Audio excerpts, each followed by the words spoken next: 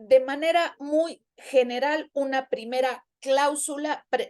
cápsula preliminar sobre la llamada interpretación conforme. La interpretación conforme tiene que ver con los sistemas de reforma constitucional y con la forma de creación del derecho, ¿sí? Ya sabemos que hay facultades materiales y facultades formales para crear el derecho. La facultad material y formal de crear leyes, pues es del Poder Legislativo en sus diferentes niveles, y luego la Suprema Corte de Justicia y el sistema judicial, pues tienen también la facultad de crear formalmente derecho a partir de la interpretación de las leyes emitidas por el legislativo. Incluso hay algunas otras facultades que tiene el Poder Judicial, pero el Poder Judicial funciona con dos sistemas. El sistema centralizado es que dice, aquí tendremos tal órgano que es el único facultado para interpretar la Constitución y las normas. Y el sistema difuso nos dice que cualquier órgano puede hacer interpretación, pero aquí la clave está, ¿qué tan obligatorias son esas interpretaciones? Diríamos que la reforma constitucional de 2011 dio un pequeño salto tejiendo de ese sistema que permanece formalmente centralizado y que nos dice que toda autoridad tiene que respetar derechos humanos y hacerlos respetar.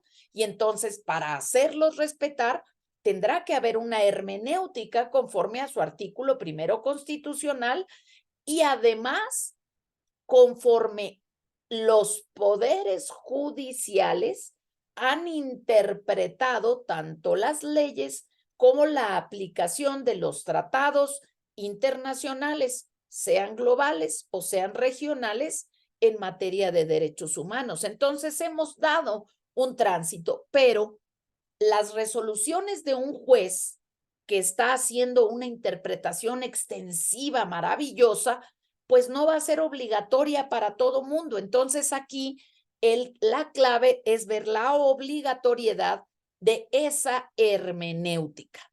Entonces, de momento siguen siendo órganos muy específicos que ahora son los que nos van a dar la cátedra de cómo se tiene que interpretar el derecho dentro de un estado.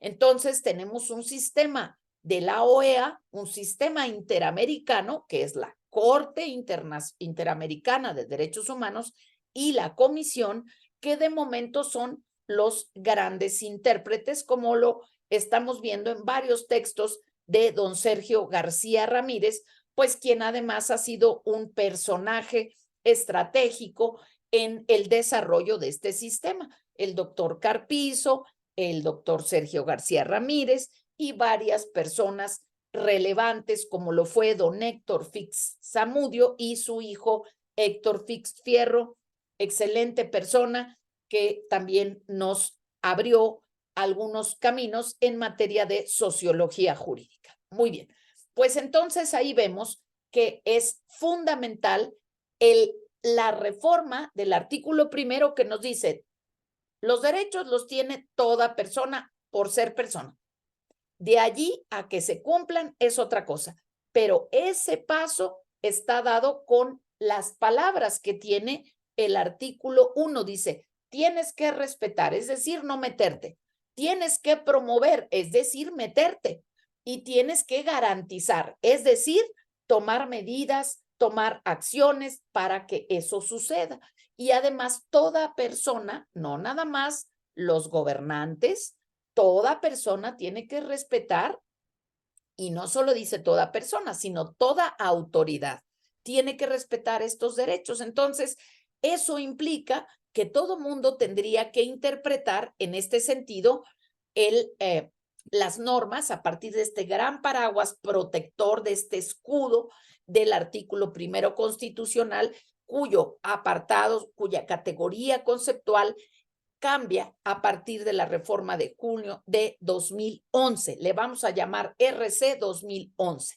Y entonces aquí nos dice, que ese poder un poquito olvidado, digamos a partir del siglo XX, subió el ejecutivo hasta llegar a las monarquías absolutas.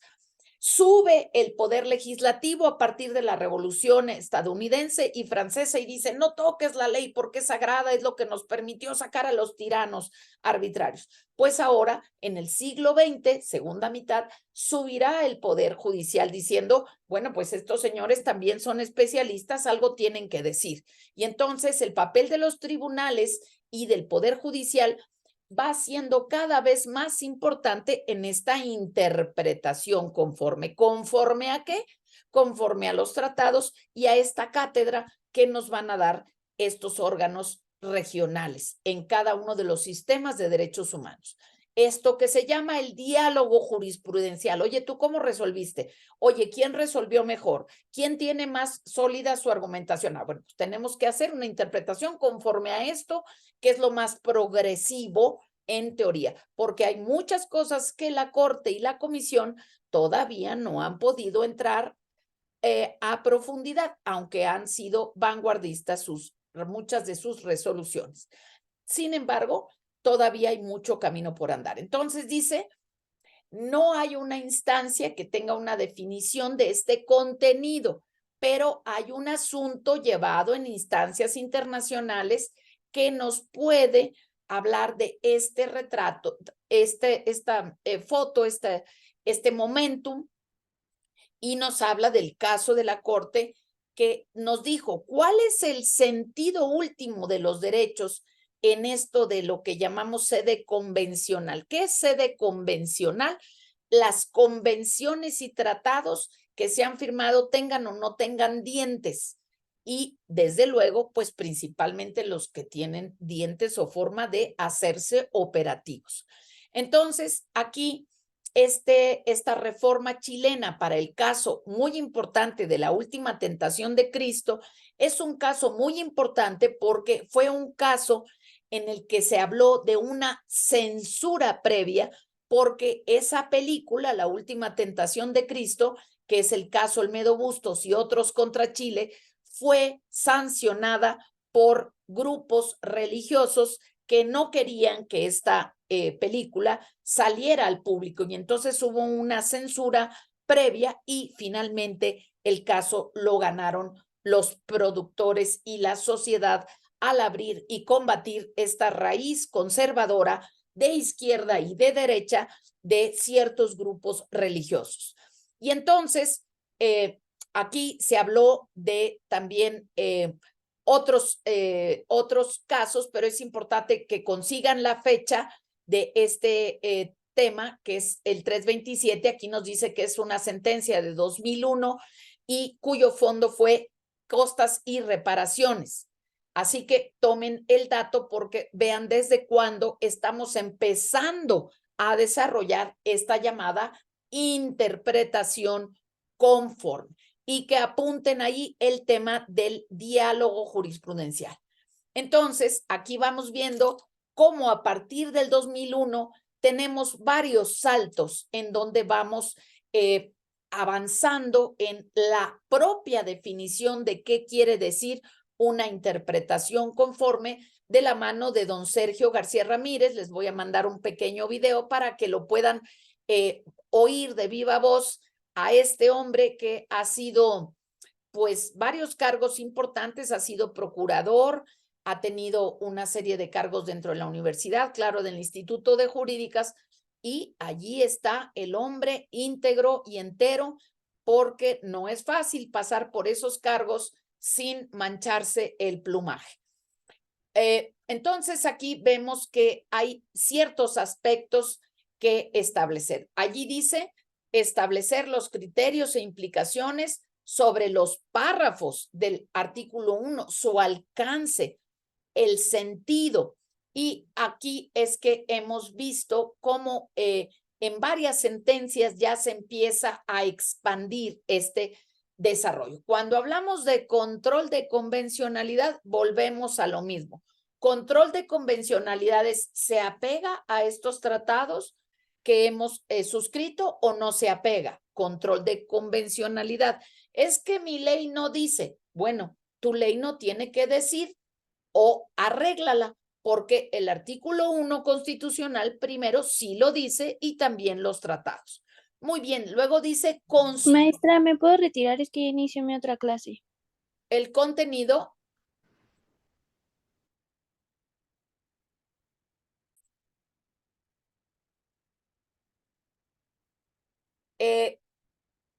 Decíamos que dentro de el trabajo hermenéutico interpretativo de la Corte deben de estar presentes o observar ciertos aspectos. Estábamos en el construir el contenido y determinar cómo se va a integrar toda esta trama, este tejido desde la pirámide constitucional, que es lo que vamos a ver precisamente ahora con el examen de qué es la teoría pura, este librito de madurez de Kelsen. Y es un contenido que se va fortaleciendo y desarrollando progresivamente porque así lo establece el propio artículo primero. Y la parte que nos interesa mucho es la definición de los criterios de ponderación entre derechos. Y esta palabrita necesito que también la apunten. Ponderare es del verbo valorar, de poner peso a cada uno de los elementos en conflicto. Si yo tengo 3 valores, puntualidad, limpieza y orden, ¿cuál es más importante en cada momento? ¿Qué voy a ponderar por encima de los otros valores o elementos? Los valores no son nubes flotando en el cielo. Los valores son decisiones de qué va primero y qué va después. ¿Cuánto peso le doy a esta conducta y cuánto le doy a esta otra? Entonces, ponderar quiere decir ponerle peso, ponerle valor en un caso concreto. Y entonces esta ponderación forma parte, es un eje de la hermenéutica. ¿De acuerdo? Entonces, con estos 3 aspectos podemos ver el análisis de cada argumentación en los casos que nos ocupen. Entonces, aquí tenemos este famoso amparo en revisión de 2003 que resuelve la primera sala, el caso Witts o caso del poeta, porque en ese momento la libertad de expresión pues estaba, digamos, en esa construcción. Ya veremos el caso en otro momento, pero aquí fíjense lo que dice: tesis de jurisprudencia, libertad de expresión, sus límites a la luz del sistema de protección dual y el estándar de malicia efectiva. ¿Cuánta malicia realmente hubo en tal o cual actuación y tal o cual declaración o expresión? Y aquí lo vamos a dejar de momento, dejo de compartir para tener muy claras las preguntas. No sé si alguien rápidamente puede poner la unidad para dejar algunas de las preguntas claves que tendríamos que tener en esta unidad 6. Si la quiere alguien poner en pantalla, por favor, si fueran tan amables. No sé si estás allí, Nico. Sí, doctora, le comparto la pantalla en un momento. Un segundo nada más para dejar claras las preguntas y visualizar en forma general la unidad 6 de esta interpretación conforme que vendrá en nuestra siguiente evaluación. Entonces, con esto cerraríamos la cápsula. Si me permiten, sí, disculpas, en algún momento parece que mencioné la unidad 6, que son fases de la investigación. Estamos hablando de la unidad 5 del temario, método de interpretación conforme. Mucho cuidado, no confundamos la metodología, que es la perspectiva macro de todo el proceso que usas en una investigación, y el método o los métodos que tú estés usando. Metodología es el estudio de todos los métodos en ese proceso de investigación determinado que cada quien desarrolla en un momento preciso. Y los métodos son varios. Por ejemplo, si fuera pregunta de examen, ¿qué métodos son aplicables al derecho? Todos siempre y cuando respeten la dignidad humana y, por supuesto, el marco constitucional. Ahora, ¿cuáles son los métodos preferidos en materia jurídica? Bueno, pues tenemos el enfoque sistémico, el enfoque sistemático, el método comparado, tenemos el método histórico, el método exegético, mal llamado dogmático, y aquí tenemos claramente el método de interpretación conforme. Si fuera una pregunta de examen, no podemos poner menos de 10 métodos y, si es posible, ponerlos agrupados en cuáles son cualitativos, que son los preferidos en materia de derecho, y algunos cuantitativos. Entonces vemos método de interpretación conforme y nos vamos directamente a la unidad 1 para ver algunas preguntas de examen final y hasta diríamos prácticamente de extraordinario. Nos vamos directamente hasta la unidad 5, si son tan amables. Gracias, Nico, muy gentil. Ahí lo tenemos. Entonces, lo ponemos completo para que se vea completa la página. Muy bien, ahí tenemos claramente.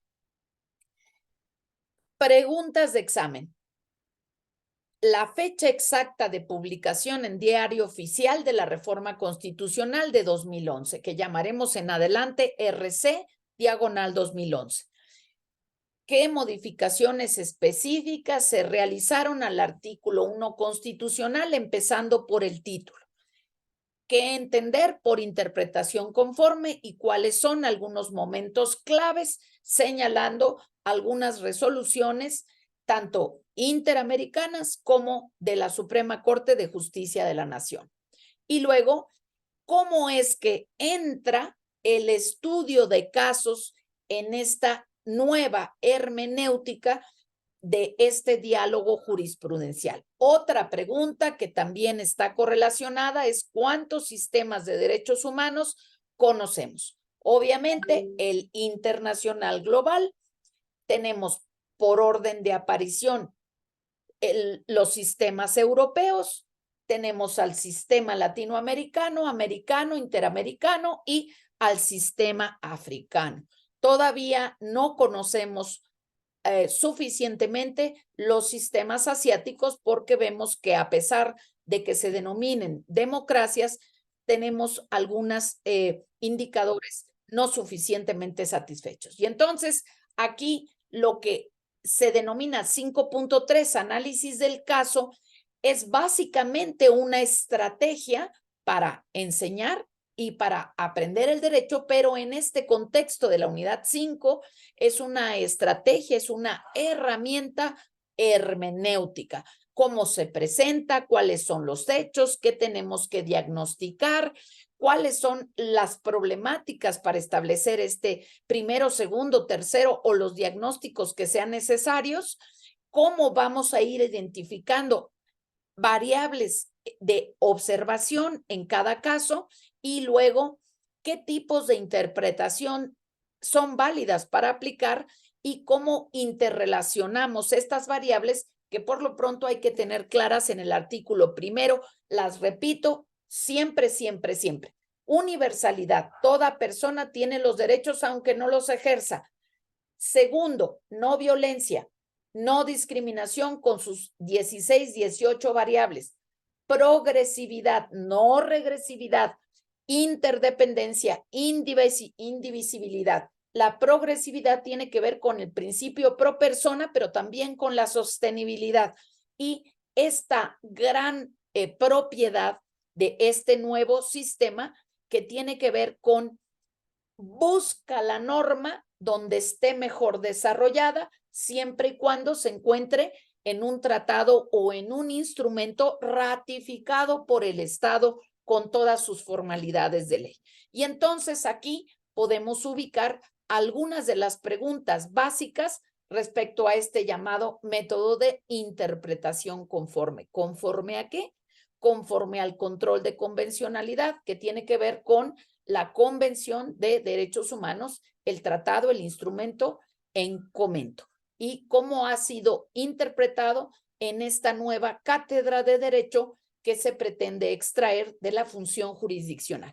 Y entonces cerramos, porque es muy importante tener claro que, a pesar de que esta clasificación tradicional en sistemas centralizados y sistemas difusos sigue permaneciendo para efectos didácticos, esta reforma constitucional nos traza distintos puentes. No olvidemos, la clave no solo es lo bello, lo progresivo de la interpretación y la mejor forma de resolver la reparación integral de un caso y la aplicación, el respeto y garantía de los derechos, deberes y libertades fundamentales, sino en la obligatoriedad general que pueda darse a esa interpretación.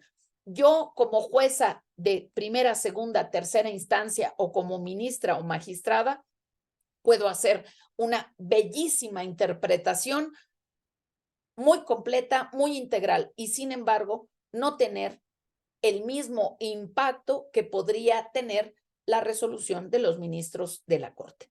Así que con esto, no sé si tengan preguntas o dudas. Si es así, por favor, colocarlas en el chat o saber qué otra pregunta tienen ustedes diseñada en la unidad 5 respecto a su guía inicial, a su acuerdo, a su contrato académico. Y de no ver yo ninguna manita levantada, cerramos la cápsula, cerramos la sesión de las preguntas básicas para examen extraordinario o para examen básico de conocimientos. Muchísimas gracias. Hasta siempre. Bienvenidas, bienvenidos al amanecer.